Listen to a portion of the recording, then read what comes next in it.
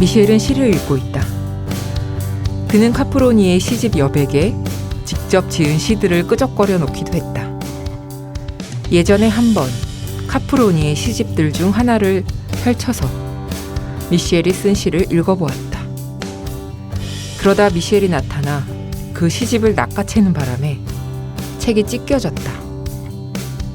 우린 둘 다 무척 속이 상했다. 그는 그 시들이 내가 보라고 쓴 게 아니라고 했다.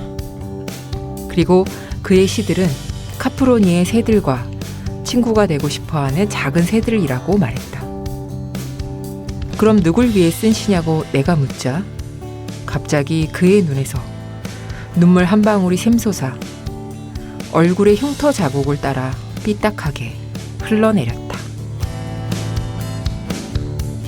사이먼 벤 부이의 소설집 사랑하는 사람들의 비밀스러운 삶 중에서 단편 작은 새들의 일부를 읽어드렸습니다.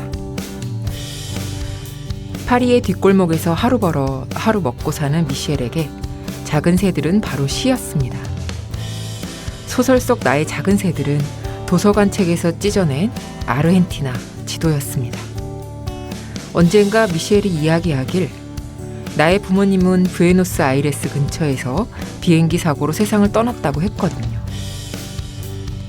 앞에 놓인 길이 막막하더라도 비록 어둠뿐이라도 미약한 목소리나마 노래를 불러주는 각자의 마음속 작은 새들 덕분에 어쩌면 우리는 오늘을 그리고 또 내일을 살아갈 힘을 얻는지도 모르겠습니다. 여기는 문학라디오 문장의 소리입니다. 안녕하세요. 문장의 소리 DJ 시인 이영주입니다. 새 책을 낸 작가를 모시고 작품을 둘러싼 다양한 이야기를 들어보는 시간. 지금 만나요로 시작합니다. 이진 작가님 모셨습니다. 어서 오세요. 반갑습니다. 안녕하세요. 소설가 이진입니다. 이영주 시인님 만나서 반갑습니다. 네, 네 반갑습니다. 네, DJ님이라고 불러야 할지 시인님이라고 불러야 될지 네, 만나서 정말 반갑습니다. 네. 그리고 청취자 여러분들도 모두 정말 반갑습니다. 네. 먼저 이진 작가님에 대해서 소개를 해드릴게요. 2012년 원더랜드 대모험으로 제6회 비룡소 블루픽션상을 수상하시며 작품 활동을 시작하셨습니다. 청소년 장편소설로 아르주만드 뷰티살롱, 카페, 공장이 있고요. 장편소설 기타부기 셔플로 수립문학상을 수상하셨습니다. 최근에는 장편소설 언노운을 출간하셨습니다. 네, 요즘 어떻게 지내고 계세요? 네, 요즘 건강하게 코로나 안 걸리고 잘 지내고 있습니다. 네, 우선 책 표지부터 살펴보면요. 쨍한 핑크색 표지가 시선을 확 끕니다. 또 표지 속에 있는 귀여운 안대와 핑크 돌고래, 펭귄 그림이 그려진 핑크 후드티, 모두 소설 속 인물인 우현의 소장품들처럼 보이는데요. 작가님 표지 받아보시고 어떠셨나요? 아, 표지 받아보고 처음에는 와 하고 약간 압도되는 느낌이었어요. 네. 이 표지가 사실 문학책 표지라기보다는 조금 영화 포스터 같이도 보이잖아요. 네네네. 그래서 이렇게 포스터처럼 굉장히 선언적인 느낌이면서도 말씀해 주신 대로 소설에 나온 아이템들을 하나하나 섬세하게 표현을 해주신 부분에 정말 크게 감동을 받았습니다. 저도 딱 보고 너무 예뻤는데 표지가. 예, 네. 색깔도 굉장히 네. 예쁘고요. 그게 되게 특수한 인쇄를 했다고 디자이너 선생님이 말씀을 해주셨어요. 아, 제가 표지 디자이너 선생님에 대해서 좀 말씀을 드리겠는데요. 네. 이제 홍은주 디자이너라는 이제 디자인 하시는 분이 표지를 디자인을 해주셨는데요. 네. 이분이 사실 소설이나 문학책보다는 미술이랑 디자인 전시 관련된 작업을 주로 하시는 분이세요. 서울시립미술관 같은 곳에서 이제 전시 같은 작업도 많이 하시고요. 그래서 이렇게 좀 남다른 표지가 나오지 않았나 생각을 합니다. 아, 네. 소설 언노운에는 우현, 지혜, 영주 세 명의 인물 시점으로 이야기가 펼쳐지는데요. 우현은 지정성별이 남자지만 이분법적 성별로 자신의 정체화를 만들고 싶지는 않은 10대 젠더 퀴어입니다. 지혜는 그런 우현의 둘도 없는 친구이자 예술을 사랑하는 전시의 마니아이고요. 그리고 집안 살림의 보탬이 되고자 천원샵에 취직하는 영주도 등장을 하죠. 영주는 우연의 엄마이기도 합니다. 이 세 사람이 교묘하게 겹치고 맞물리면서 속도감 있게 이야기가 전개되는데요. 어떻게 구상하시게 된 소설일까요? 저는 상당히 좀 예전부터 청소년 성소수자에 대한 이야기를 쓰고 싶었던 마음이 있었어요. 몇 년 전에는 이제 성소수자인데 자기가 성소수자라는 사실을 숨기고 네. 아이돌 활동을 하는 10대 소년이 등장하는 단편을 발표한 적이 있고요. 네. 아직 지면에 정식으로 발표된 적은 없지만은 90년대를 배경으로 청소년 성소수자를 다룬 단편 소설도 쓴 적이 있어요. 네. 그러다가 이제 장편 소설 언노운을 구상을 하면서 네. 이제 청소년 성소수자를 다루는 이야기에 그 청소년들의 부모가 나오지 않으면은 이거는 말이 안 될 것 같다라는 생각을 하게 됐어요. 네. 그래서 성소수자 청소년과 부모님이 함께 읽을 수 있는 소설이 되었으면 하는 마음으로 언노운이라는 소설을 쓰게 되었습니다. 네.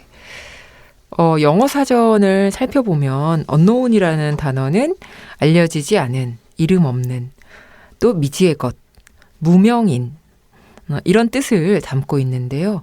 언노운이라는 제목이 적절하기도 하면서 매우 또 감각적이라는 생각이 드는데 언제 어떻게 떠오르게 되신 건지 좀 궁금합니다. 네. 이 언노운이라는 소설의 주인공 우현이라는 아이는 뭐 좀 많이 어린 나이에 자신을 이제 퀴어로 인지를 하고 살지만 이제 가족을 포함해서 주변 사람들, 친구들은 이 우현이라는 아이의 성 정체성을 알아주지를 않아요. 그래서 일부러 모른 척하는 사람들도 있겠지만 네. 이제 예를 들어 우현이 엄마처럼 정말 잘 몰라서 모르는 사람들도 많고요. 네. 그렇게 가시화되지 않은 정체성을 언노운이라는 단어로 표현을 해보았습니다. 네. 그래서 이 정체성이라는 게 꼭 성소수자로 규정되는 사람뿐만이 아니라 네. 사람이 자기 자신을 알기가 쉽지가 않잖아요. 어린 사람들은 물론이고 이제 나이를 먹을 만큼 먹은 어른들도 예를 들어서 뭐 진짜 내가 누군지 모르겠다, 뭐 자아를 찾을 수가 없다 이런 약간 중년의 위기 그런 말을 잘 하잖아요. 그래서 오히려 나이를 먹어갈수록 나는 누구인가라는 네. 질문에 대답을 하기 어려워지는 그런 면도 있는 것 같습니다. 네. 그런 생각들을 제목에 담아 보았습니다. 네. 아무래도 영주라는 캐릭터가 그 중년에 대한 또 상징이 들어가 있어서 적절한 제목인 것 같습니다. 감사합니다. 우현과 지혜에게는 또 다른 자아가 있는데요. 바로 랜선 자아인데 요즘에 더군다나 워낙에 이제는 많이 이런 SNS 활동이 퍼져 있는데 트위터라는 SNS에서 둘이 열심히 활동을 하고요. 또 여기에 얽힌 비밀도 이야기 중간에 밝혀지고 학교나 가정에서의 삶보다 오히려 트위터 계정 안에서의 모습이 더 자연스럽고 자기다울 때가 많았어요. 두 아이들에게 트위터라는 공간은 어떤 의미였을까요? 네. 요즘 10대들, 사실 뭐 꼭 10대뿐만이 아니라 20, 30대 청년들은 오프라인보다 온라인 공간에서 훨씬 더 대화를 많이 하고 네. 소통을 많이 나누는 것 같아요. 네. 정보도 사실 뭐 거의 100% 온라인으로만 나누고 있는 세상이고 네. 사실 뭐 기성세대라고 불리는 사람들도 이제는 전화보다 카카오톡을 훨씬 많이 쓰지 않습니까? 네. 그래서 이제는 어떻게 보면 현실보다 사이버 공간이 더 중요한 시대가 되지 않았나, 현실보다 온라인이 더 현실 같아지지 않았나라는 생각도 드는데요. 그래서 아무튼 이런 온라인 시대에 사춘기 10대 청소년들, 네. 그 중에서도 좀 자기가 자기를 좀 특이하다고 생각하는, 말하자면 좀 자아가 좀 강한 아이들은 거의 99% 이상이 SNS를 아주 딥하게 하지 않을까 싶습니다. 저도 예. 어느 순간부터 전화 오면 좀 꺼려지더라고요. 문자나 예. 이런 게 더 편하고 전화로 상대방의 음성을 듣고 그 상대방과 대화를 하기 위해서 여러 가지 추임새를 넣어야 되잖아요. 맞아요. 근데 그게 어느 순간 불편해지기 시작한 걸 보니 정말 SNS는 꼭 아이들의 전유물은 아닌 것 같다라는 생각도 들기도 합니다. 이제 뭐 핸드폰이 없으면은 신분증이 없는 것보다 핸드폰 없는 게 더 맞아요. 예, 문제가 되고 막 저도 사실 배달 음식을 전화로 하는 게 상식인 세대였는데 이제는 이제 배달 앱이 없으면은 아예 배달을 하지도 못하는 그렇게 길들여졌습니다. 네. 네. 이 SNS라는 공간이 아이들에게는 정말 완전히 약간 비밀의 숲 같은 그런 네. 공간이에요. 네. 그래서 뭐 들여다보면은 SNS를 들여다보면 세상에 뭐 이런 희한한 사람이 다 있나 그런 사람부터 굉장히 유명한 연예인도 있고 정치인들도 있잖아요. 네.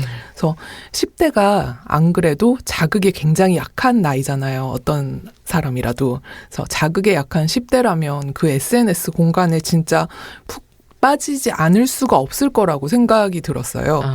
저도 사실 10대 때 고등학교 때, 이제 90년대 일인데요.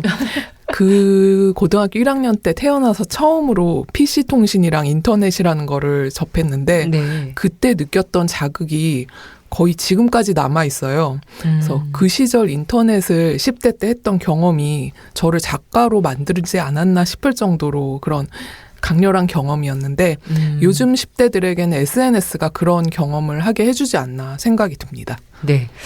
PC통신 오랜만에 듣는 네. 네. 그런 이야기인데 또 아이들이 또 시대나 처한 환경에 따라서 사고방식이나 생활 양식이 변화무쌍하게 이루어지기도 합니다. 그래서 10대들이 사용하는 단어나 줄임말도 오늘 또 어제 내일 다르고 조금만 주의 깊게 관찰하지 않으면 금방 또 놓치게 되는 것도 같아요. 어떠신가요? 작가님께서는 뭐 그동안 많은 청소년 소설을 써오셔서 나름대로 센스가 있으신데 그래도 매번 쓰실 때마다 고민이 되실 것 같아요. 맞습니다. 정말 너무 전곡을 찌르는 질문인데요. 이 10대들의 언어가 청소년 소설을 쓸 때 제일 신경 쓰이는 지점입니다. 네. 이 10대들의 말투라는 게 정말 갈수록 더 어려워지는 것 같아요. 정말 빠르게 바뀌기도 하고, 뭐 요즘 나오는 애들 말은 정말 예측 불허 이제 수준이 되었는데요. 예를 들어서 이제 제가 쓴 청소년 소설에 아이들이 뭐 헐이라는 말을 썼어요. 이런 말을 쓰면은 이제 청소년 독자들의 반응 같은 거를 좀 찾아보면은 네. 어떤 아이들은 아니 요즘 누가 어떤 애가 헐이라는 말을 쓰냐고 어이가 없다 이런 말을 하기도 하고 그럼 뭐 쓴대요? 그 못 쓰는 거를 찾아보면은 이제 끝도 없는 그런 선택지가 나오고요. 뭐, 네. 네, 어쩔 TV 저쩔 TV 이것도 이미 굉장히 흘러간 말이라고 하더라고요. 그래서 근데 또 어떤 아이들은 나는 헐이라는 말 종종 쓴다고도 해요. 그래서 옛날은 이런 유행을 전적으로 텔레비전 매체 하나만 주도를 했었잖아요. 네. 저희 세대 때는. 네. 근데 요즘은 그렇게 텔레비전이 뭐 방송이 모든 유행을 주도하지 않는 시대이다 보니까 그런 유행어 같은 것도 약간 종잡을 수 없는 것 같고 의견이 굉장히 제각각이에요. 그래서 제가 내린 결론은 네. 10대들의 유행어를 혹은 뭐 욕설 같은 거를 네. 그대로 쓰려고 당대성에 엄청 이렇게 천착을 하는 것보다는 네. 차라리 유행어를 최대한 좀 덜 쓰는 게 오히려 청소년 독자들에게는 불편함을 그나마 덜 주는 것 같습니다. 네. 그게 어떤 교육적 차원이 아니고 오히려 그 생생함을 전달하는 데 있어서 쉽게 흘러가 버리는 유행어가 좀 한정적일 수 있겠다는 말씀이시네요. 네. 그리고 참 이게 이제 원고가 쓰여지는 시점이랑 책이 독자들에게 이제 편집이 되고 출판이 되는 시점이 뭐 짧게는 뭐 반년에서 길게는 1년에서 2, 3년까지 걸리거든요. 네. 그래서 정말 최신 유행어를 원고를 쓸 때는 썼지만은 책이 나와서 공개가 됐을 때는 이미 1년, 2년 전에 말이 되어버려가지고 네. 그래서 저의 결론은 이제 최대한 덜 쓰는 게 그나마 서로 덜 불편하다. 그리고 생각해보면은 사실 참 아이들 입장에서는 40살 먹은 작가가 참 이 나이가 청소년 입장에서는 이모도 아니고 엄마 나이잖아요. 그래서 엄마 뻘 어른이 아이들 말투를 구현하려고 애를 쓴다는 사실 자체가 아이 입장에서는 좀 징그러울 것 같다는 그런 생각이 듭니다. 아, 네. 약간 아이들이 애쓴다 이런 느낌. 네, 애쓴다는 좀 동정의 말을 받을 것 같다는 그런 생각도 좀 들곤 합니다. 네. 생각해보면 문학 작품에서 퀴어를 다룬 이야기는 많이 접한 것 같은데요. 청소년 퀴어를 다룬 이야기는 그동안 좀 드물지 않았나 싶습니다. 하지만 우연과 같은 고민을 하는 친구들이 세상에는 분명히 존재하고 이 친구들이 이 소설을 읽으면 많은 위로가 될 것 같은데요. 어딘가에서 언노운을 읽고 있을 우연이들에게 전하고 싶은 말씀이 혹시 있으시다면요? 제가 그래도 우현이들보다는 오랜 세월을 살아오면서 느낀 게 하나가 있어요. 네. 자기 자신을 솔직하게 받아들이고 자기가 원하는 것을 있는 그대로 바라볼 수 있는 사람을 이길 수 있는 사람은 아무도 없다는 겁니다. 그런 사람 앞에서 뭐 부정적인 말, 안 좋은 말을 막 하더라도 네. 그건 정말로 무시해서 하는 말이 아니라 솔직하게 사는 게 부러워서 괜히 악담을 하는 거라고 생각을 해요. 생각이 아니라 거의 확신을 합니다. 네.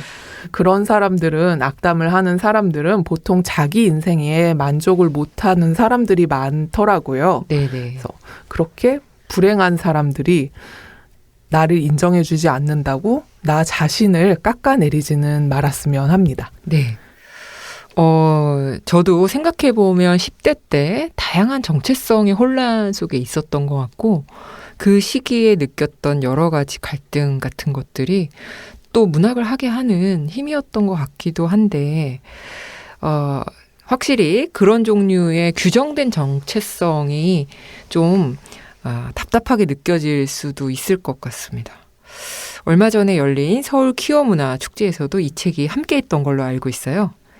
또 우현과 영주의 마지막 장면이 떠오르면서 작가님께도 굉장히 의미 있는 일이 아니었을까라는 생각이 드는데 그때 일을 조금 더 자세히 설명해 주시면 어떨까요? 이 언노운이라는 책이 퀴어 문화축제의 공식 후원이 되었다고 해서 저도 진짜 깜짝 놀랐어요. 정말 파격적인 결정이라는 생각이 들었는데요. 네.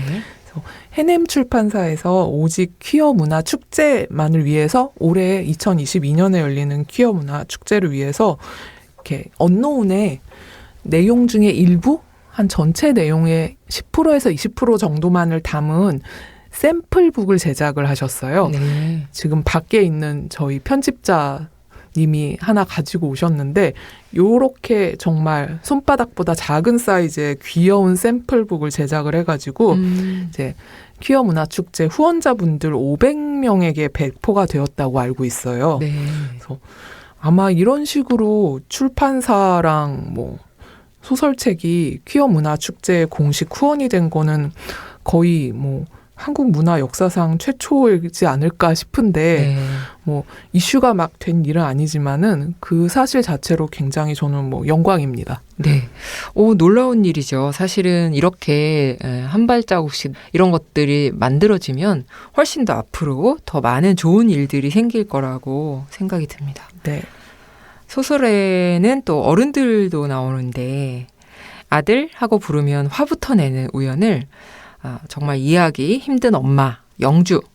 제가 영주입니다. 또 지혜의 전시 감상 취미를 시간 낭비이자 주제에 맞지 않는 헛바람이다 라고 생각하는 엄마 수미. 이 소설 속 어른들은 대부분 아이들의 마음을 잘 몰라주는데요. 어른 캐릭터들을 설정할 때도 여러 고민이 있으셨을 것 같아요. 제가 어른 캐릭터를 설정할 때 어떻게 보면은 아이들을 쓸 때보다 더 많이 고민했어요. 성소수자 청소년이 주인공으로 나오기 때문에 네. 오히려 더욱 어른들을 그냥 단순하게 무지하고 억압적인 그런 존재로만 그리고 싶지가 않았거든요. 그래서 물론 이제 대부분의 평범한 어른들에게는 그런 억압적인 면이 있어요. 하지만 그런 면의 이면에도 어른들이 그렇게 굳어진 존재가 될 수밖에 없었던 사정이 있었다는 거를 이야기를 하고 싶었습니다. 네. 아무래도 이름이 같다 보니까 유난히 신경이 집중해서 쓰이셨겠군요. 읽었습니다. 네, 감사합니다. 또 영주와 수미는 천원샵에서 일을 하는데요. 아이들의 세계에서는 트위터의 디테일이 매우 뛰어났다고 하면 또 어른들의 세계에서는 천원샵에서 노동하는 세부 장면들이 매우 인상적이었습니다. 그래서 뭐 무릎을 힘들게 편다든지 허리 통증을 참으면서 아주 고되게 육체 노동을 하는 모습이라든지 또 서비스직이다 보니까 갑질하는 진상 고객들 마주하는 장면들 또 요즘에 그 가게를 점령한 키오스크에 대한 이영주라고 하네요. 빙의하셨군요. 네, 영주의 사유들을 읽으면서 여러 가지 씁쓸한 생각이 들었는데 어른들의 직장을 천원샵으로 또 설정하게 된 배경도 궁금합니다. 네, 우선 이 소설에서 천원샵을 배경으로 일어나는 일들은 제가 직접 천원샵에서 일하면서 겪고 들었던 일들을 썼습니다. 어머, 네. 네. 놀랍네요. 네, 체험에 기반한 네. 그런 내용이고요. 예를 들어서 영주가 화장실에서 본의 아니게 다른 직원 통화를 엿듣고 이제 민망해서 나가지 못하는 장면이 있잖아요.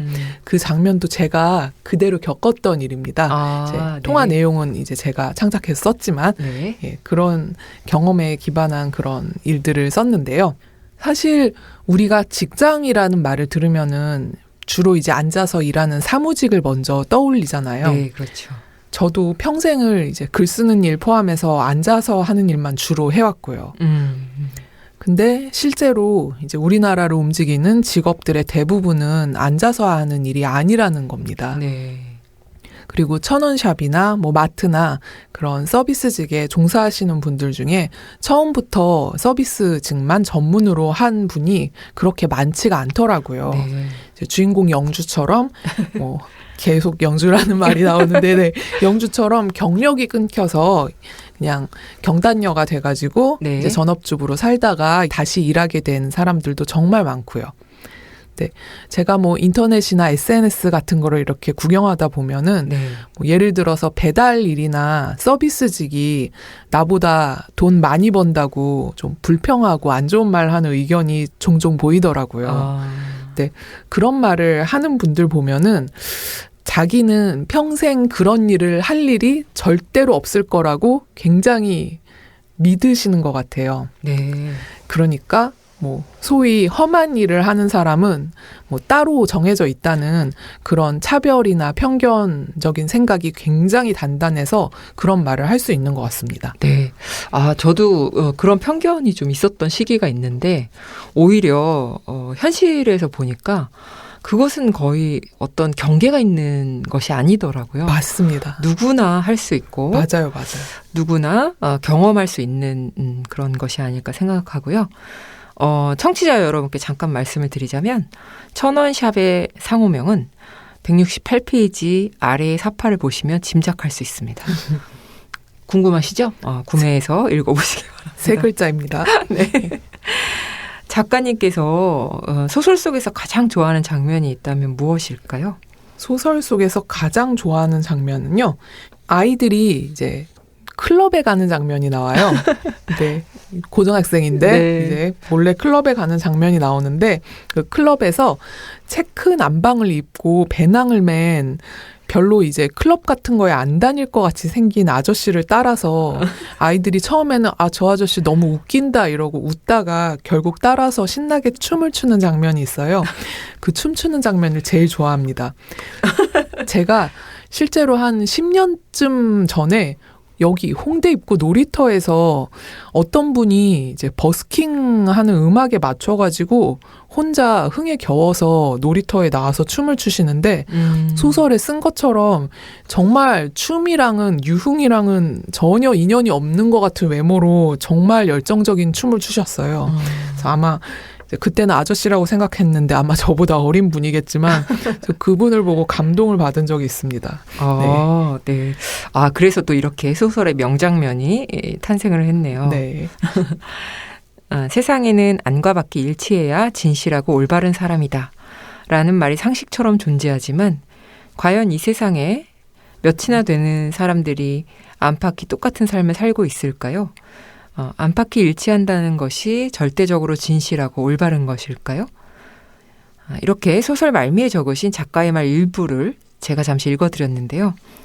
밖에서 들여다보는 나와 안에서 내다보는 나의 간극에 대해서 많이 고민하신 흔적이 엿보입니다. 또 이 질문에 대한 답을 또 나름대로 찾으셨는지 궁금하기도 하네요. 이 언노운이라는 소설은 결국 정체성에 대한 이야기고 이제 외부로 보여지는 나랑 반대로 밖으로 드러내고 싶지 않은 나 네. 아니면은 솔직히 보여주고는 싶은데 주저하게 되는 나 네. 그런 간극을 또 정체성이라고 부를 수 있지 않나 싶습니다. 네. 그래서 저는 어른이 돼서도 그 간극에 대해서 끊임없이 생각하는 사람이 글 쓰는 사람 중에 높은 비율을 차지할 것 같다는 생각이 들어요. 영주님의 생각이 궁금한데요. 저 너무 지금 빵 터졌는데 우아하게 웃었어야 되는데 죄송합니다. 아닙니다. 충분히 우아하십니다. 저 정체성이 항상 고민이 되는 것 같아요. 언제나. 단 한 번도 정체성에 대해서 확신한 적이 없었던 것 같고. 근데 그 정체성이라는 게 생각해보면 사회에서 요구하는 여러 가지 조건이라고 생각하면 늘 고민할 수밖에 없는 지점인 것 같고 제 안에 있는 정체성들도 어떤 시기별로 조금씩 변화하는 것 같기도 합니다. 그래서 어떻게 보면 안과 밖이 다를 수밖에 없는 것이 또 인간이 아닌가 싶기도 하고 때로는 그냥 안을 보고 싶지 않을 때도 있고 정말 외면하고 싶을 때가 많죠. 네. 그렇습니다. 네. 그래서 저도 이제 네. 그런 끊임없는 나는 누구인가, 네. 또 나는 어떻게 보여지는가, 뭘 네. 보여줄 것인가, 그 질문에 대한 답을 찾는 건 사실 네. 불가능하지 않을까 싶고요. 네. 네. 그 질문에 대한 답을 찾기 위해서 글을 쓰고 있는 것 같습니다. 네. 멋있는 저도 그렇게 대답할 걸. 그 질문에 대한 답을 찾느라 시를 쓰고 있습니다. 네. 네. 작가님 혹시 독자들의 반응을 검색해 보시거나 모니터도 하시나요? 또 인상 깊었던 리뷰 같은 게 있었을 것 같아요. 리뷰 중에 리뷰가 아니라 이거는 리뷰라고 부르기에도 정말 굉장히 긴 리뷰를 해주신 분들이 계세요. 네. 북클럽 팟캐스트라 하시는 분들이 계세요.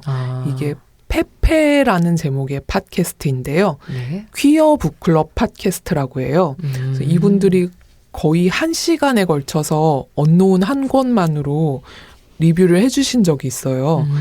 이 페페라는 팟캐스트 굉장히 재미있으니까 혹시 기회 되시면 들어주시면 좋겠습니다. 네. 아무튼 이 팟캐스트 진행자 두 분이 퀴어 분들이세요. 네. 그래서 제가 굉장히 기쁜 한편으로 제가 잘 모르고 쓴 내용 딱 걸리지 않을까 긴장을 좀 많이 했습니다. 근데 이분들이 팟캐스트에서 작가가 퀴어에 대해 공부를 정말 많이 하고 쓴 것 같다라고 평해 주셔서 대단히 감사했습니다. 네. 그럴 때 확실히 내가 경험치 못한 세계에 대해서 쓸 때는 정말 철저한 조사, 이것이 또 맞습니다. 소설가들의 고통일 것 같아요. 네, 네. 네. 현재 또 집필 중이시거나 앞으로 쓰고 싶은 이야기도 궁금한데 좀 소개 좀 해주세요. 네, 지금 구상 중인 이야기는요. 옛날 일제강점기에 혼자 독립해서 일하는 10대 여자아이의 이야기를 구상하고 있습니다. 10대면은 사실 독립할 상황은 아닌데. 근데 그 시대가 시대다 보니까 네. 저희 외할머니가 시집을 18살에 가셨대요. 그래서 그 시절 기준으로는 이제 싫어도 할 수밖에 없는 그런 상황도 있고 약간의 로맨스도 있을 것 같습니다. 네, 기대가 됩니다. 네. 자, 이번에는 내가 가장 사랑하는 문장들을 소개해 주실 시간인데요. 작가의 목소리로 작품에서 가장 사랑하는 문장을 듣는 시간입니다. 어떤 문장들을 가져오셨을지 이진 소설가님의 목소리로 들어보겠습니다. 세상은 깜깜했다. 삶이란 안다고 자부하는 것들이 낯설어지는 배신의 반복이었다. 이제 겪을 만큼 겪어봤다고 자만하는 바로 그 순간에 인생은 보란듯 반격을 날린다. 알면서도 달아나는 아이에게 무작정 교신을 시도한다. 그 아이와 얼굴을 마주하고 이름을 부르는 것만으로 서로 조금은 가까워지리라. 무작정 그리 믿어보기로 나는 마음먹었다. 그는 타인이다. 내가 그가 나를 완전히 이해하는 날은 영원히 오지 않을지도 모른다. 아니, 오지 않을 것이다. 그것이 순리인지도 모른다. 그래도 그런 채로도 어떻게든 연결되고 싶다고 생각한다. 여전히 서로가 서로에게 미지의 존재들인 채. 네, 잘 들었습니다. 이 문장을 낭독해 주신 이유가 있을까요? 이게 소설의 거의 마지막 부분인데요. 셀프 스포일링 해버렸는데. 예, 근데 이 문장을 썼을 때도 그렇고, 지금도 그렇고, 이제 제가 기혼자이긴 한데, 네. 아직 아이는 없는데, 네. 만일 앞으로 아이가 생긴다면은, 아이에게, 그리고 저 자신에게 해주고 싶은 말을 담은 문장들입니다. 네. 되게 인상적으로 남을 만한 부분을 잘 집중해서 말씀해 주신 것 같아요.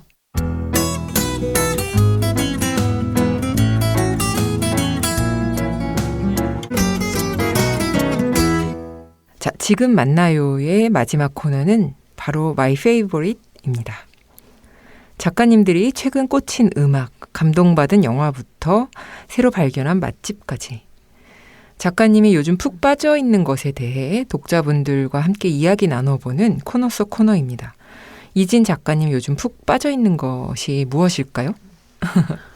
제가 진짜 자꾸 나이 얘기를 할 정도의 나이는 아니지만 이제 나이 먹는다는 비극이 먹고 사는 거에 너무 쫓겨서 그런지 옛날처럼 진짜 정주를 놓고 푹 빠져드는 일이 점점 줄어드는 것 같아요. 네. 그래도 제가 먹는 거 하나는 놓치지 않고 챙기고 있는데요. 제가 요즘 순댓국에 빠졌습니다. 제가 원래는 중국이랑 일본이랑 태국 이런 아시아 음식을 되게 좋아했는데 네. 요즘 이제 입맛이 서서히 토종으로 회귀를 하고 있어요. 그래서 순댓국이 너무너무 좋아가지고 요즘은 외식할 기회만 있으면은 순댓국만 먹고 있습니다. 오. 지난주에도 이제 신랑이랑 순댓국을 먹으러 버스 타고 다른 동네까지 갔는데요. 거의 서울 최고의 순댓국을 제가 만났습니다. 소개 좀. 중곡동에 있는 곳인데요. 너무 먼. 좀 많이 여기 홍대 입구에선 좀 많이 멀긴 한데 찾아갈 가치가 있는 곳입니다. 여기가. 네. 일단 순대는 이제 직접 만든 피순대고요.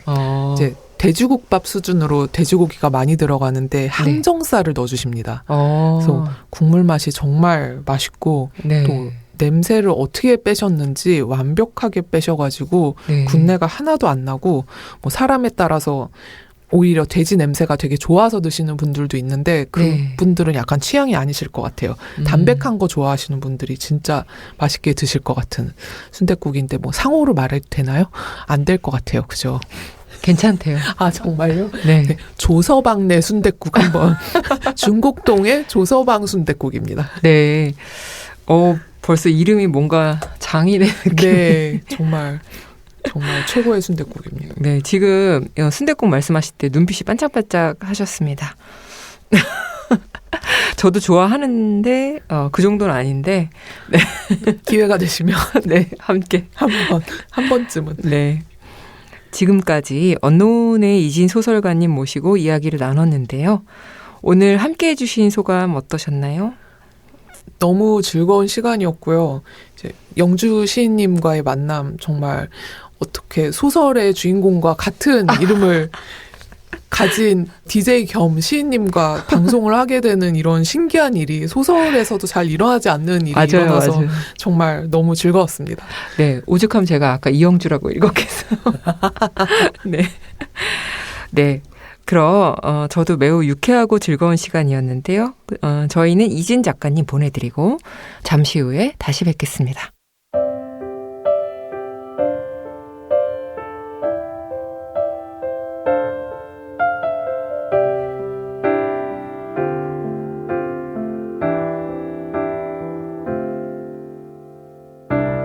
우리 나란히 누워 은하수를 바라보면서 그대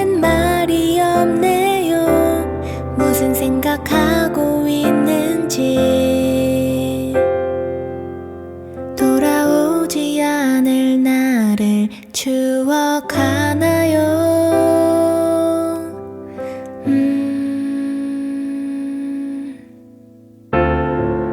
우리에게 다가오지 않은 내일을 두려워하나요? 지나버린 시간도 찾아오지 않은 시간도 모두 잊어버리고 지금만을 느껴보아요. 누구에게도 차마 얘기한 적 없었던 작은 비밀 하나 말해 줄까요? 문장의 소리.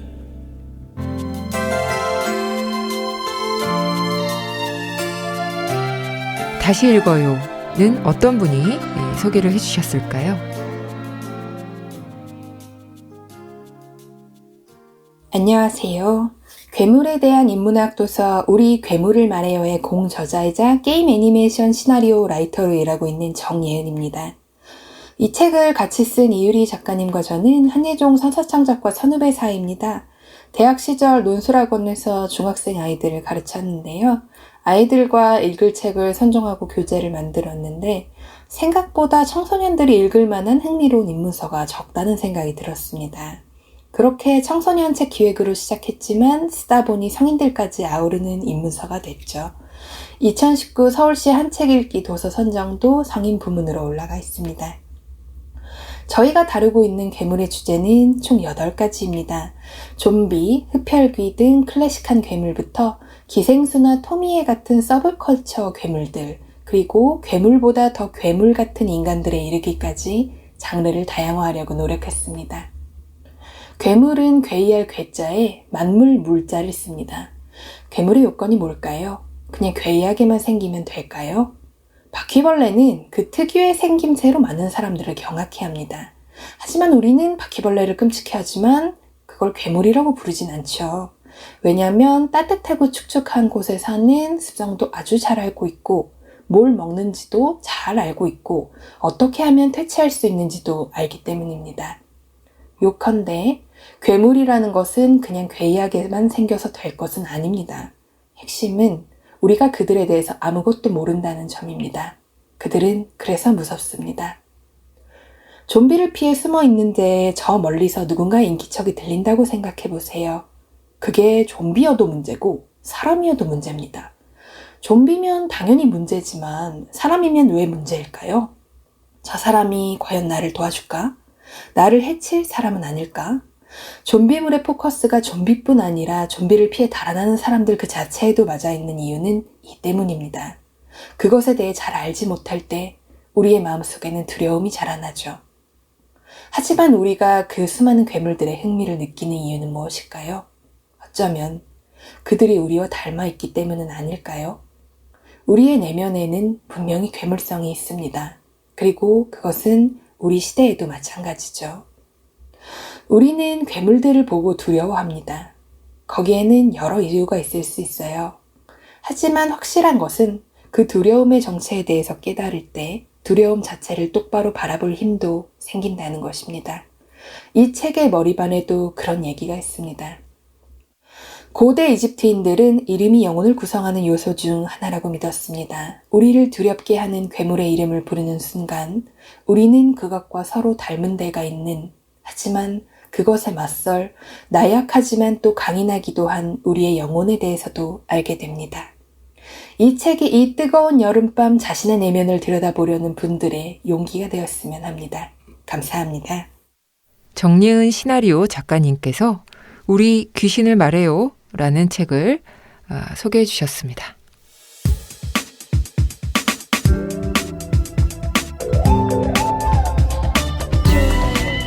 문장의 소리 2부 엔잡러의 수다입니다. 본업인 글쓰기 외에 또 다른 직업을 갖고 있는 엔잡러 작가들을 모시고 다채로운 직업 이야기, 일의 기쁨과 슬픔에 대해 이야기 나눠보려 합니다. 오늘은 허택 작가님께서 자리를 함께 해주셨습니다. 어서 오세요. 예, 안녕하십니까. 저는 치과의사로서 40년간 지내고 14년째 소설가로 견업하고 있는 허택입니다. 네. 먼저 허택 작가님에 대해서 소개를 해드릴게요. 2008년 문학사상 신인상에 단편소설 러브앤다이가 당선되시면서 작품 활동을 시작하셨습니다.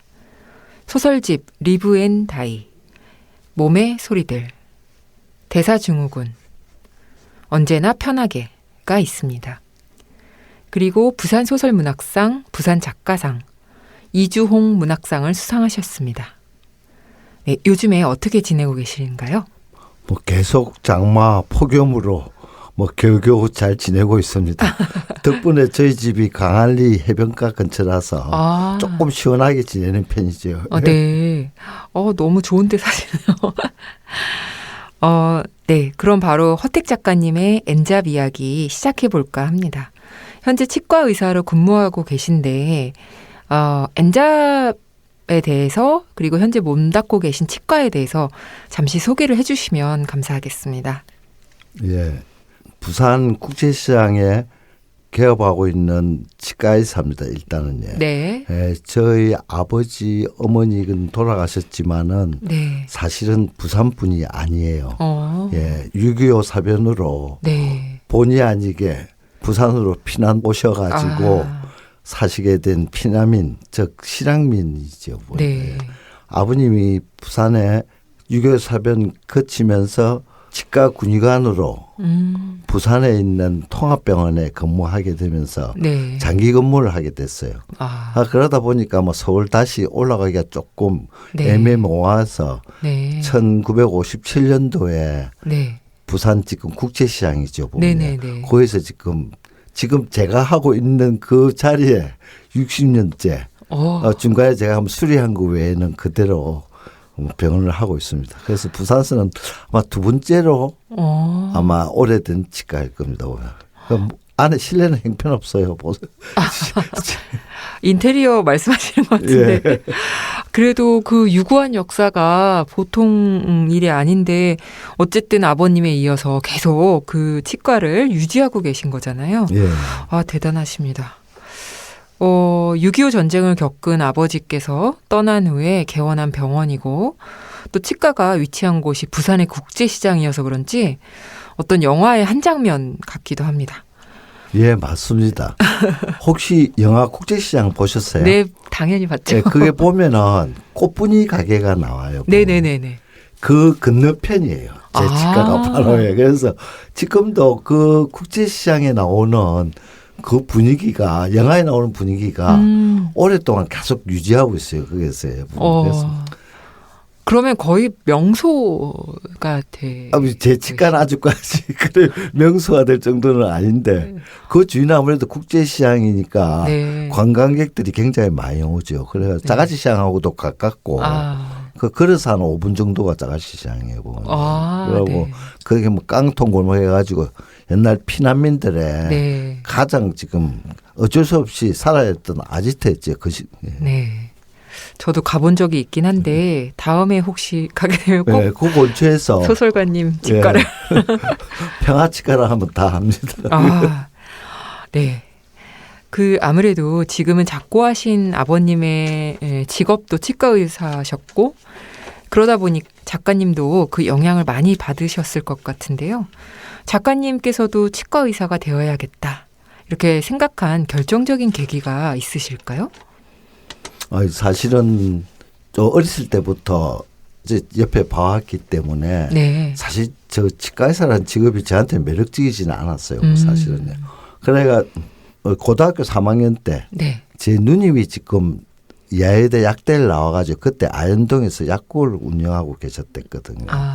그러면서 그때 제보고 오히려 아버지 어머니보다도 오히려 누님께서 제가 어릴 때부터 소설가가 되고자 하는 꿈을 누님이 좀 알고 계셨기 때문에 그때는 지금 어쩔 수 없이 그 1970년대 때는 우리나라 굉장히 전체적으로 경제가 좀 낙후된 상태니까 일단은 좀 이 피난 와가지고 또 그런 고생이 있었고 그래 놓으니까 누님이 그래서 하더라고요. 소설가도 여유가 있어야지 자기 그 할 수가 있으니까 일단 아버지 병원이 있으니까 한번 치보라. 서울지대를 가봐라. 그랬었다. 그래서 그때도 그 말이 저한테 좀 의미 있는 게 누님이 뭐 서울서 고생하면서 생활하면서 그런 어떤 조언을 주기 때문에 좀 두 개 다 꿈을 가지려면 조금 더 지금부터 좀 시작해봐라. 그러고 겸사겸사 아버지는 가업을 한번 이어보자 하고 간 겁니다. 이게 아이러니한 말씀 재밌게 해주셨는데 또 의사 일을 하시는 것도 사실은 바쁘고 힘드시잖아요. 그런데 소설을 써야겠다고 마음을 먹게 된 계기가 있으실까요? 원래 소설가가 꿈이라고 하셨긴 했는데. 제 어렸을 때는 사실은 전부 경제적으로 굉장히 네. 핍박한 때니까 네. 힘들고 힘들죠. 그래서 전부 다 그 피난민들만 모여 사는 데니까. 네. 근데 마치 제 집이 저 병원하고 좀 구치소하고 좀 떼어져서 보수동 책방골목이라고 한번 들어보셨는지. 네, 가봤죠. 워낙 유명한 바로 그 옆에가 제 아버지 어머니가 피난 와서 처음 살았더니 그 바로 옆에 30초도 안 걸리는 거리인데. 그러니까 뭐 어렸을 때는 우리 때는 뭐 텔레비가 있습니까? 뭐 이 요새같이 그래 젊은 NJ에서 좀 그런 게 없으니까 네. 뭐 시간 나면은 그 보수동 책방골목 바로 뭐 옆이니까 가다가 보면서 여러 소설들이나 뭐 잡지 뭐 네. 그때는 학원이라는 잡지가 굉장히 유명했는데 맞아요. 네. 그걸 읽으면서 아 참 문학이라 하니 또 다른 내용에서 참 좋구나 하는 걸 느껴가지고 그 꿈을 쭉 가지고 있었어요. 조금 전에도 말씀드렸듯이 그 시대 때는 배고픔이 풀어져야 되는 게 먼저니까 네. 일단 누님 말씀대로 들어가고 쭉 지내다 보니까 치과의사로서의 어떤 물론 중요하지만 또 다른 생활의 어떤 솔직히 말하면 조금 여유가 생기니까 네. 어렸을 때 꿈이 자꾸만 되살아나더라. 네. 근데 마치 후배 치과의사가 또 자기도 그런 꿈을 갖고 있다 해가지고 같이 시작해보자 해가지고 네. 시작했습니다. 그 후배 의사님은 작가 되셨나요? 미국 갔어요. 그래서 그 미국에서 한국일보 그 신춘에 다녔는데 지금 조금 작품 적고 있다고 들었고 있는데. 야, 그럼 두 분 다 진짜 대단하신 선생님들이시네요. 네, 작가님께서 40여 년 동안 치과 진료하고 계시는데 오랜 시간 이 일에 종사하신 만큼 다양한 환자분들 많이 만나셨을 것 같아요. 그래서 환자분과 있었던 잊지 못할 따뜻한 추억 이야기 하나 청해 듣고 싶습니다. 예, 마치 이 지금 문장의 소리에 제가 인터뷰 초청 받았을 때 네. 우연찮게 환자분이 한 분 오셨어요. 한 60인데 네. 예, 그 친구를 제가 초장기 때 네. 제가 그때 30살에 아버님하고 같이 공동 개업을 하고 있을 때 네. 저한테 20몇 살이었던 총각이었어요, 부모님. 그러고 형편이 없었어요. 그래가지고 사실 그때 좀 무료로 치료를 해준 적이 있어요. 그러고 그분이 10년마다 이 치아가 아프면 무조건 오셔가지고 뭐 그럼 네가 뭐 용기를 가져봐라 뭐 그런 조금 약간 제가 조언을 했던 것 같아요. 네. 그러면서 그제도 저 대우조선에 네. 그 근무하면서도 꼭 치아가 아프면 저한테 꼭 와서 치료를 받았거든요. 근데 마치 이 인터뷰 초청 받기 요 시점에 그 친구가 갑자기 한 몇 년 만에 불쑥 치과에 찾아왔더라고요. 그러면서 선물을 하나 받았는데 되게 귀한 선물이 있더라고요. 네. 제가 조금 술을 좋아하는 거 알고는 그 계통인데 그래서 그때야 제가 그런 이야기를 하더라고요. 그분이. 그때 그 시대 때 원장님 말 듣고 삐딱하게 안 나가가지고 그때 제가 교회를 한번 다니보라 한 것 같아요. 네. 근데 와가지고는 덕분에 네. 뭐 어쨌든 지금 이렇게 60대 가지고 네. 전주에 있는 친구하고 식당을 같이 운영하고 있다니까. 그때 진짜로 네. 조금 보람을 느꼈습니다. 네, 감동적인 스토리인데 그 하필 타이밍 문장의 소리 초대되신 이유라서 신기했어요. 그래가지고 보내주신 것 같기도 하고 누군가 네, 무료 진료도 해주셨다니 정말 대단하신 것 같아요. 그 사실은 평생의 은인으로 생각하고 살아가실 것 같습니다. 근데 모처럼 저희 치과 의사 선생님 모셨으니까 문장의 소리 청취자분들을 위해서 생활 속에서도 실천할 수 있는 이 건강이나 잇몸 건강 관리법 알려주시면 감사하겠습니다. 네. 조금 길게 이야기해도 괜찮아요? 네, 예. 저희는 뭐냐면은 솔직히 아버님이 치과의사였기 때문에 네. 또 조금 뒤에 뭐가 했지만 치과의사에 대한 매력은 없었어요. 네, 그래가지고는 조금 전에 말씀드렸듯이 가업 개성이라 하는 거로 생각하고 네. 또 일단은 좀 경제적으로 좀 또 풀릴 수 있는 그런 걸 했는데 네. 막상 치과대학 공부를 하면서 그러고 나와가지고 네. 개업을 하면서 아버님한테 배우게 되면서 또 지나면서 보니까 나이가 지금 제가 70대니까 결론적으로 말해서 네. 건강이 굉장히 중요한 것 같아요. 살면서. 네. 상식적으로 생각해 보세요. 자동차가 움직이려고 하면은 네. 기름이 들어가야 되잖아요. 네, 네. 그러고 들어가야지 되고 잘 식사가 돼야지 안에 에너지가 생기는 네. 어떤 그 자양분이 되는 겁니다. 네, 네, 그런데 네. 제가 보니까 처음에 진짜로 참 싫었어요.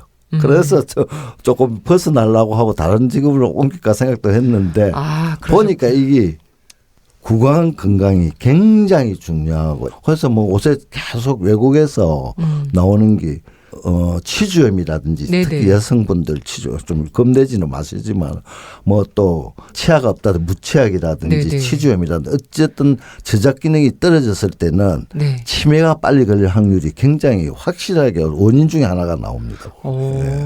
그러고 여러 가지 병, 암 유발 확률도 높고 네. 그래서 갈수록 구강 건강이 얼마나 중요하다. 요새는 좀 더 젊었을 때보다 더 열심히 환자보고 있습니다. 예. 그런데 이 금방 말씀드렸듯이 뭐 올바른 양치법, 올바른 치실 이런 거는 네. 중요한 게 아니고요. 제일 중요한 거는 네. 스트레스가 먼저 없어야 돼요. 스트레스와 그 구강 상태라든지 그거는 굉장히 크게 좌우되고 네. 모든 질병의 처음 시작이 구강 안에서 딱 정상이 나타납니다. 어머, 그렇구나. 예. 그래서 일단은 이 기본적인 건강 상태가 제일 중요한 것 같아요. 네. 저는 제일 중요한 것은 술을 끊는 것이다라고 하실까봐 상당히 긴장하고 있었습니다. 술에. 그것도 알코올리즘이면 곤란하죠. 나타납니다. 네. 네. 아니, 너무 중요한 말씀 해주셔서, 정말 도움이 많이 될 것 같습니다. 문장의 소리 청취자분들이 귀를 쫑긋 세우셨을 것 같습니다. 그런데 한 가지 거는 일단은 칫솔질 할 때 치아만 닦으면 안 돼요.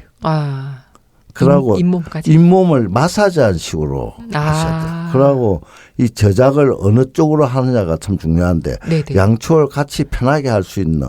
네. 그러니까 정기적인 구강 검진이 참 중요하죠. 네. 맞아요. 그렇다는 얘기를 저도 어디서 들은 것 같습니다. 네, 이쯤 되니까 허택 작가님의 하루 일과가 매우 궁금해지는데요. 작가님의 생생한 하루 루틴, 그러니까 시간표를 읊어주시는 코너 속의 코너입니다. 네, 그래서 편하게 이제 몇 시에 일어나서 몇 시에 출근하고 이런 거 말씀해 주시면 될 것 같아요. 보통 제가 이거는 칭찬받을 수 있는 얘기겠지만 네네. 오전 6시 반에 네. 매일 규칙적으로 일어나요.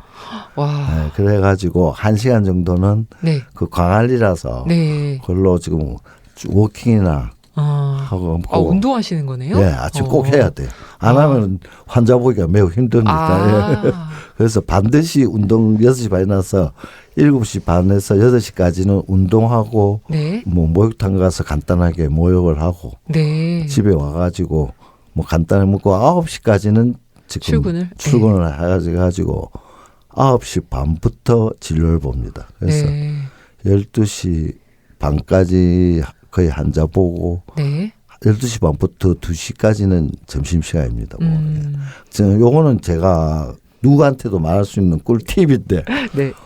어제도 계속 나오지만 저는 이 오후에 한 20분 자는 게 그 바이오리듬을 굉장히 건강하게 만드는 그래서 어떤 거든지 한 20분 자는 게 참 중요해요. 그는 제가 지금까지 쭉 하면서 생각했던 건데 그 자고 나서 오후에 한 5시까지나 진료를 보고 네. 집에 와서 저녁 먹고 네. 잠깐 쉽니다. 네. 식사하고 네.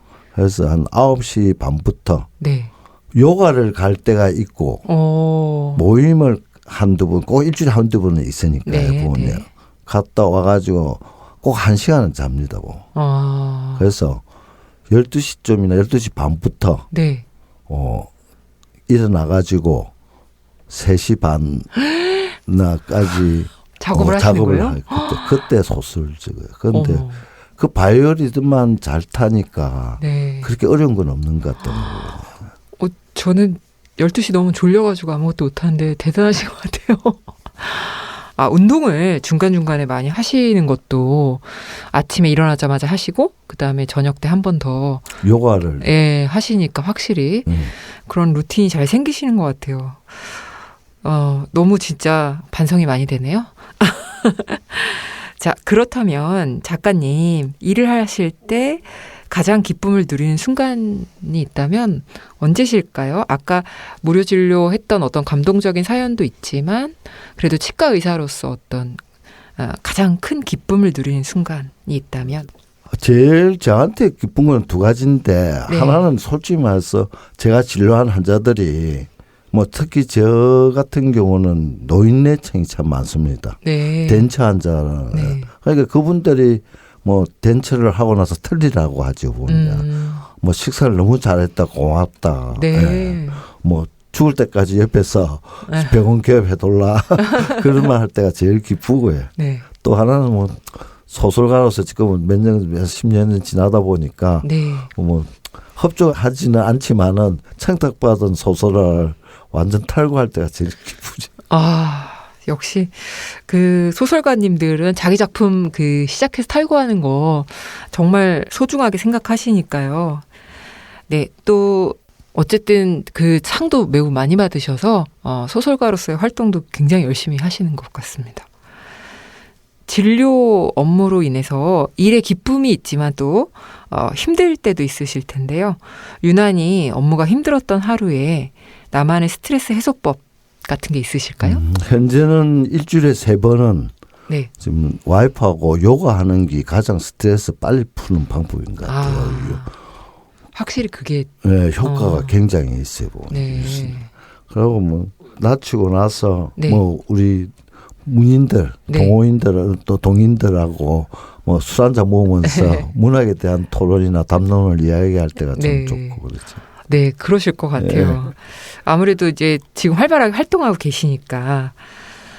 근데 이런 것들도 여쭤봐도 될지 모르겠는데 네. 작가님의 노동을 달래주는 것이 뭐가 있을까 궁금해지기도 합니다. 그래서 일할 때 꼭 그 필요한 물건이나 아니면 음악, 아니면 음식 이런 것들 취향이 담긴 것도 좋고요. 그 일하실 때 도움이 되는 이것이 있다면 뭐가 있을까요? 뭐 일할 때 도움이 된다 하는 것보다는 뭐 오후 한 4시 되면 꼭 커피를 먹습니다. 네. 거기 하나 저한테 좀 도움이 되고 예. 지금 퇴근해가지고 네. 음악 오디션을 와이프하고 두 사람이 같이 봐요. 뭐 싱어게이라든지 네. 뭐 청춘시대라든지 요새 뭐 그런 거 그런 뭐 트롯이라 그걸 보면서 뭐 대화 나누고 네. 그런데 그게 그 다음에 지금 간호사들하고 대화 중에 니 뭐 봤나 뭐 했나 하는 게 중간중간에 약간 네. 그 조금 환자 볼 때 느끼는 스트레스 같은 거나 좀 피로감을 좀 풀어주는 그거예요. 음악 프로를 통한 네. 네, 오디션 프로. 아니 근데 되게 사랑꾼이신 것 같아요. 말씀하실 때 계속 뭐, 사모님 얘기를. 그 나이 들면은 네. 어쩔 수 없습니다. 많은 의미가 담겨 있는 것 같은데 사랑꾼 허택 소설가님 매일매일 돌아가는 병원에서의 바쁜 일상 그리고 책상 앞에 앉아서 오롯이 글을 쓰는 행위 이 두 가지를 모두 해내려면 체력적으로나 정신적으로나 매우 단단해야 될 것 같습니다. 그래서 의사 모드에서 작가 모드로의 스위치 변환이 아까 루틴을 여쭤봤을 때 말씀해 주셨지만 그래도 그 변환이 잘 되시는 편인가요? 아니면 약간 시간이 걸리시는 편인지 엔잡러 작가분들을 위해서 노하우가 있다면 좀 알려주시면 감사하겠습니다. 사실 치과 의사란 직업과 소설가란 직업은 어떤 인문학과 어떤 공학적인 면에서는 맞아요. 이질적이기 때문에 네. 제가 처음 소설가가 되려고 했을 때 아무리 어릴 적 꿈이 소설가라지만은 네. 20몇 년간 아주 세밀하고 정밀해야 되는 네. 그런 어떤 치료 작업을 하다가 소설가의 감상적이고 감성적일 수 있는 그런 아날로그적인 분위기를 바꾸기는 되게 힘들었어요. 사실. 네. 그래서 거의 10년은 작업하는 것도 초장기에서 소설이 조금 엉성한 경우가 있는데 그런 어떤 치과 의사로서의 어떤 작업으로서 전환되기가 힘든데 음악을 좀 많이 들었어요. 아침. 음악을. 일요일 되면은 좀 네. 그렇고 젊은 네. 사람과 대화를 많이 나누면서 네. 예. 그러니까 뭐 조그만 감성을 스스로 조금 주입하려고 네. 책들 좀 많이 읽고 여러 소설 작품들을 네. 많이 그러면서 그러고 지금 동인 모임을 참 많이 가진 것 같아요. 네. 그래서 같이. 거기서 게으르지 않는 감성을 조그만 좀 내 스스로 네. 개발해 보려고 네. 좀 애쓰던 것 같습니다. 그래서 첫째 거라고 건강이 제일 중요한 것 같아요. 네. 건강해가지고 거기서부터 시작된 꿈의 열정을 조금은 끝까지 한번 해보자 하는 약간 그런 게 조금 있었던 게 저한테 조금 도움이 많이 된 것 같습니다. 네, 확실히 그 건강 상태에 따라서 정말 더 이것을 끌고 나가느냐 아니면 약간 포기하게 되느냐 이런 어떤 중요한 포인트가 네. 되는 것 같기도 합니다. 예, 확실합니다. 네. 확실히 이런 말씀을 해주시긴 하셨는데 그래도 워크라이팅 밸런스 저희가 이런 질문이 공식적으로 있어서 일과 글쓰기의 균형 밸런스를 어떻게 맞추시는지 또 작품을 집필하는 시간과 일하는 시간 안배는 아까 말씀해 주셨는데 그걸 매일 그렇게 하시는 건지 아니면 좀 요일을 정해서 하시는 건지 그런 것도 궁금해요. 매일은 사실 두 작업을 하기가 너무 힘듭니다. 그렇죠. 네. 진료 보는 것도 어려운 일이거든요. 맞아요. 사실은. 네, 그래서 많은 체력이 들고. 몇 년 전부터는 네. 소설 작업을 해서 주 5일 근무를 합니다. 보면.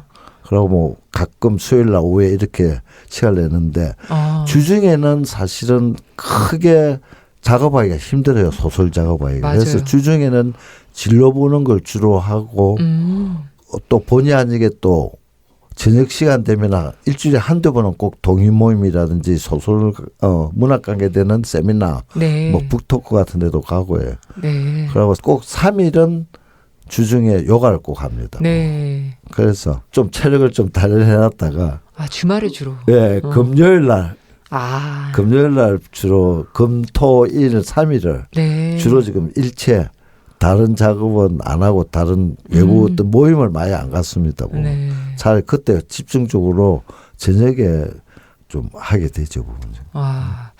주말에 주로 많이 합니다. 소설 작업은 보면. 네. 확실히 소설은 일정 정도 시간을 투자를 꼭 해야만 되는 것이 네. 있어서 맞습니다. 네, 주말에 몰아서 하시는 게 맞는 것 같기도 합니다. 이제 작가님의 문학 이야기로 넘어가 볼까 하는데요. 작가님께서는 그동안 사람의 몸에 대해, 몸이 내는 소리에 대해 천착해 오셨는데요. 그동안 펴내신 작품집들도 살펴보면 몸의 소리들, 대사증후군 같은 제목처럼 인간의 몸이나 통증에 관한 내용들이 주로 나옵니다. 작가님이 의사생활을 하시면서 느꼈던 지점들이 소설 창작에도 긴밀하게 연관되어 있다라고 느껴지는데 작가님의 작품 세계에 대해서 독자분들을 위해서 조금 더 설명해 주시면 좋을 것 같아요. 사실 살아간다 하는 인간 자체의 어떤 생이라 하는 거는 그리고 모든 탐욕과 모든 욕망의 어떤 근원은 동통을 없애는 거죠. 자기 몸속에 정신적이든 몸이든. 근데 그게 지금 치과에서 쭉 보다 보니까 이 몸과 정신을 분리할 수는 없는 것 같아요. 네. 예, 쉽게 말해서. 네. 뭐 제 소설에 나오지만은 뭐 그 현실일 수 있는 일일 수 있는 게 신경경색 같은 것도 심한 스트레스에 의한 혈액 순환이 잘 안 돼가 생길 수 있는 거거든요. 그리고 그다음에 그러니까 사실은 지금 막 치과의사 생활 40년 하다 보니까 40년이라니. 네, 네. 하다 보니까 이 말 보면 그 사람이 환자가 어떤 식으로 살아왔는가 얼핏 알게 돼요. 그게 치아에 드러난다는 건 전 처음 알았어요. 치아의 상태가 어떤 식으로 변하냐고, 잇몸 상태가 어떻게 변하고, 또 그런 게 은근히 보면은 좀 알게 되죠. 쉽게 말해서. 그래서 살면서 제일 거의 70이 된 나이에서 제가 할 수 있는 건 뭐냐. 건강한 어떤 후세를 만든다든지, 건강이 얼만큼 정신적인 거와 소통돼가지고 건전한 생활과 좀 보다 나은 그런 게 굉장히 중요한 걸 느꼈습니다. 그래서 뭐 처음에 사실은 이걸 적고 싶지 않았는데 건강이라 하는 거, 구강 몸의 생리나 생태적인 걸 그 사연들 들어보면은 참 보면은 소설감이어서 예, 소설감들이 참 많아요. 네. 굉장히 그러다 보니까 뭐 노후에 그래도 내가 할 수 있는 어떤 그런 거는 그렇게 몸의 건강이 정신적인 거가 앞으로 그렇게으로써 사회가 어떻게 또 건전하게 나간든가 예, 그런 게 아무래도 좀 사명감 같아가지고 조금 더 그쪽으로 뭐 여러 다양하게 좀 한번 적고 싶었습니다. 그리고 형 이상학과 형 이학은 반드시 일치돼야 된다 그런 거예요. 와. 뭐 몸은 따로 놓을 수 없고 정신은 따로 놓을 수 없습니다. 제가 보니까. 되게 심오한 말씀이신데 형이상학과 형이학은 일치되어야 한다. 네, 반드시. 네, 반드시. 너무 멋있는 말씀 해주셨습니다. 그 허택 소설가님의 언제나 편하게 실린 단편 소설 어처구니 없게도 그러나 의 줄거리를 잠깐 소개해드리면요. 도시에서 바쁜 직장 생활을 하느라 잦은 외식과 야식, 달콤한 디저트 등으로 배를 채우면서 불규칙적인 식생활을 하는 화자가 등장합니다. 그러던 어느 날 치매에 걸린 할머니를 돌봐야 해서 귀향을 하는데요. 할머니는 당신이 좋아하는 음식들만 먹어야 하고 그 식단을 가만히 살펴보면 굉장히 건강식이죠. 현미잡곡밥, 제철 채소와 과일, 견과류, 김치와 생선구이 등등인데요. 할머니와 함께 매일 아침 저녁으로 이런 식사를 하다 보니 본의 아니게 몸에 독소가 빠지고 건강을 되찾습니다. 이 소설을 읽으면서 음식을 꼭꼭 씹어먹는 행위가 소화기관에도 좋을 뿐만 아니라 어금니와 턱도 튼튼해지고 침샘 분비도 활발해진다는 그런 건강 상식도 알게 되었는데요. 이 이야기 처음에 지금 말씀하신 것처럼 몸과 정신의 어떤 연관관계도 있겠지만 그래도 처음에 어떻게 구상하셨는지 조금 더 설명해 주시면 좋을 것 같아요. 요새 젊은이들이 우리 때와 다른 사실은 제일 큰 게 비만증이라든지. 네. 아니 여기 이 화자 전 줄 알았어요. 잦은 외식과 야식, 달콤한 디저트. 그러니까 인스턴트 음식, 핸드폰을 봄으로써 느끼는 거 모든 게 자연적인 게 아니거든요. 스트레스, 극박한 경쟁사에서 갈수록 더 심한 스트레스가 많이 쌓였는데 조금 전에 제가 말씀드렸듯이 스트레스가 굉장히 중요한 것 같아요. 그거는 뭐 요새 의학적인 상식을 보면 많이 나오는 건데 그리고 너무 젊은이들이 너무 건강에 대해서 너무 몰라요.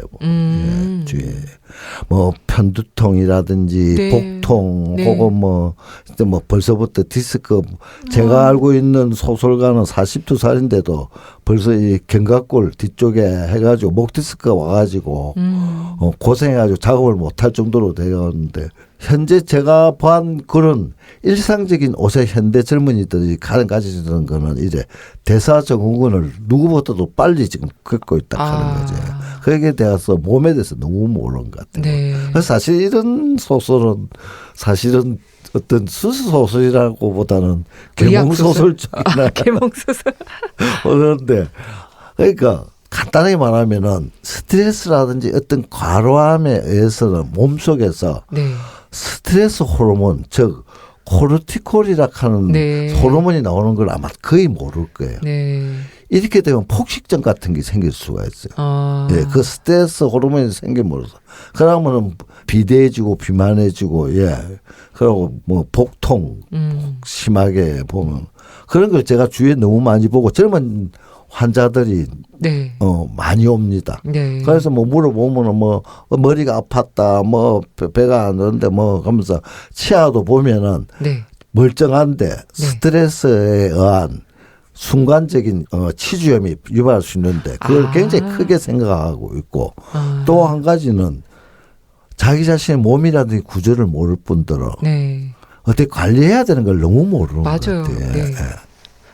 관심도 많이 갖지는 않는 것 같고 확실히 이 소설을 읽으면 그래서 뭐 한 번쯤은 이런 소설을 내가 좀 적어야 되지 않을까 생각해가지고 적은 겁니다. 사실 그런데 너무 그런 이야기가 소설로 됐으니까 사실은 재밌기도 하면서 정말 전달이 잘 되는 측면에서는 매우 좋은 소설인 것 같습니다.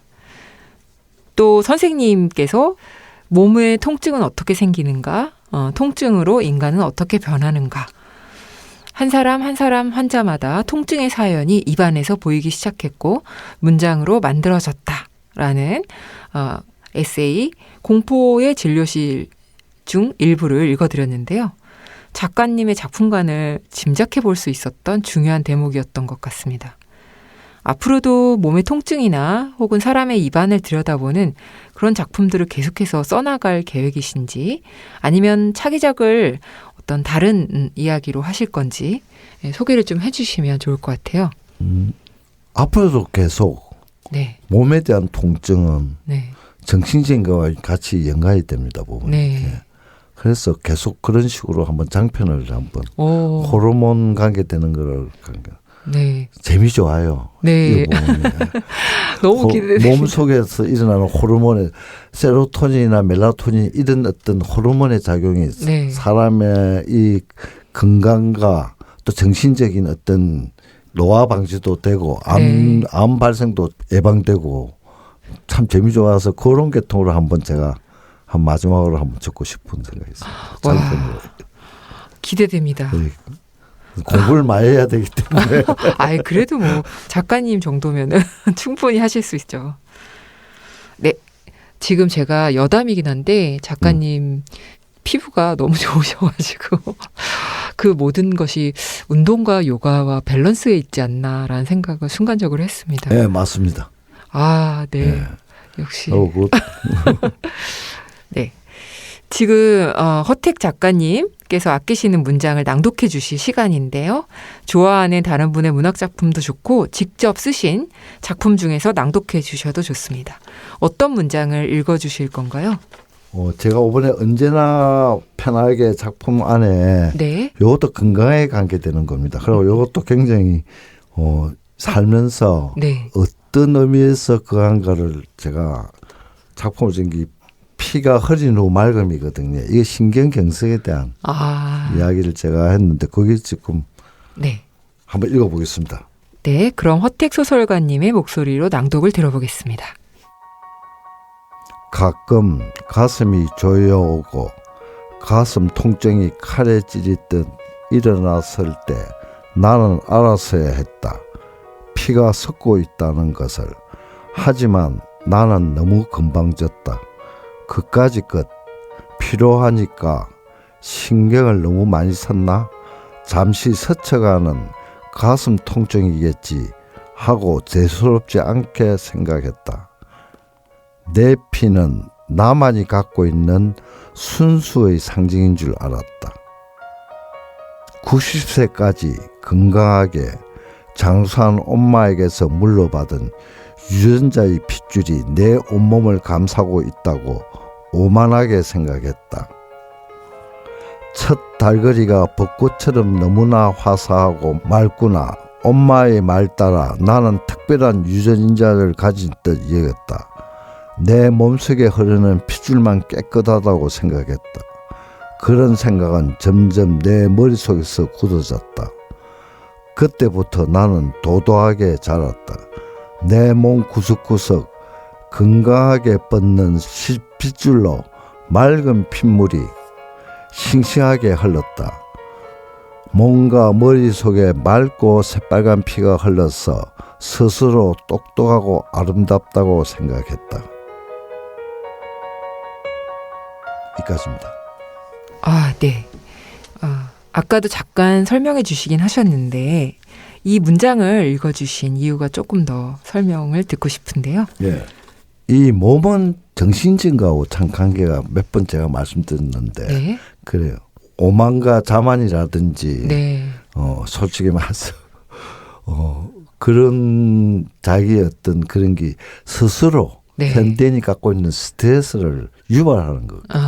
그게 탐욕의 시작이고 어떤 네. 욕망의 어떤 시작일 수가 있거든요. 네.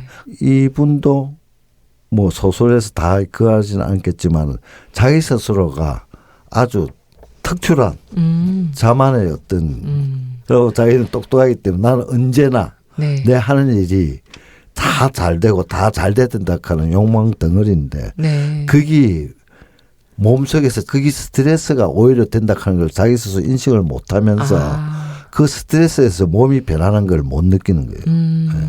쉽게.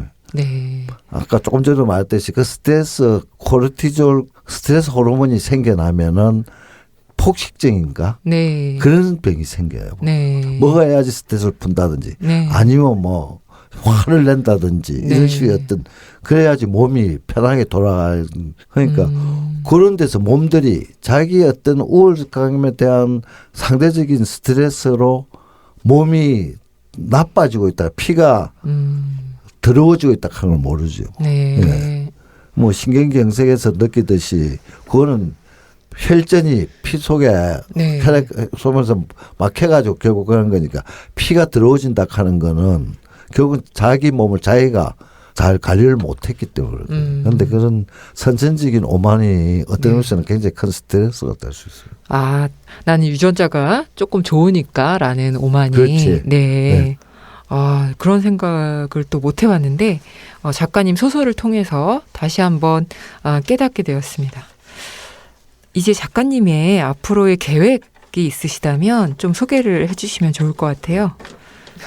꾸준히 뭐 건강이 허락하는 한도 내에서는 뭐 작품을? 진로를 보면서 네. 또 뭐 투잡으로 네. 예, 소설가로서 네.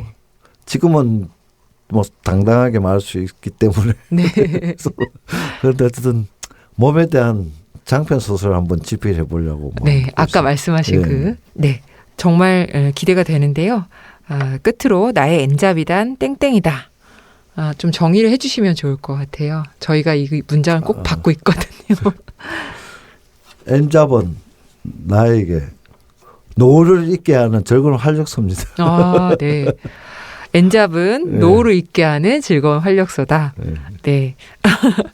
네, 너무나 적절하고 멋있는 대답이셨습니다.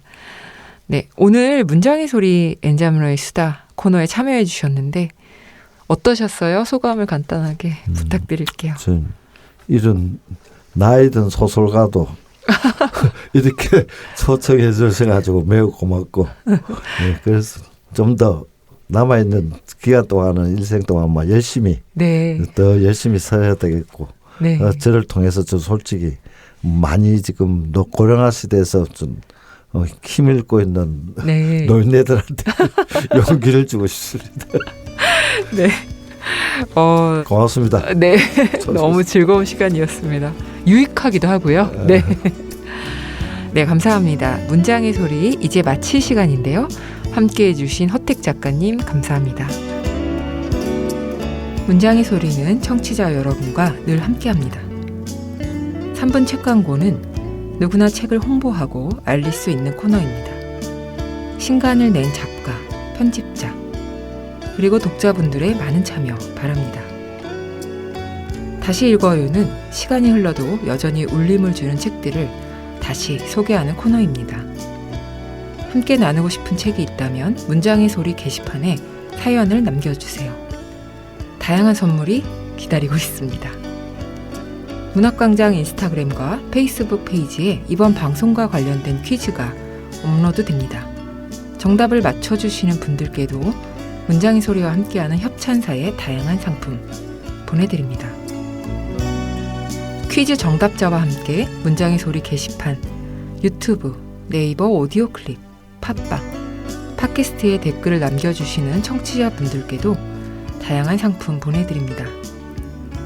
나의 첫 번째 약국 위드팜에서 프로바이오틱스를, W부티 컴퍼니에서 리다이치 헤어 트리트먼트 에센스를, 대학로 우리술 공간 두두에서 전통주를, BHC에서 치킨 상품권을, 자연의 벗 바이오버스에서 친환경 생활용품을 드립니다. 많이 참여해주세요. 지금까지 연출 김보, 구성작가 권혜영, 최지은, 저는 DJ 이영주였습니다. 우리 그럼 수요일에 또 만나요. 우리만의 문장의 소리로.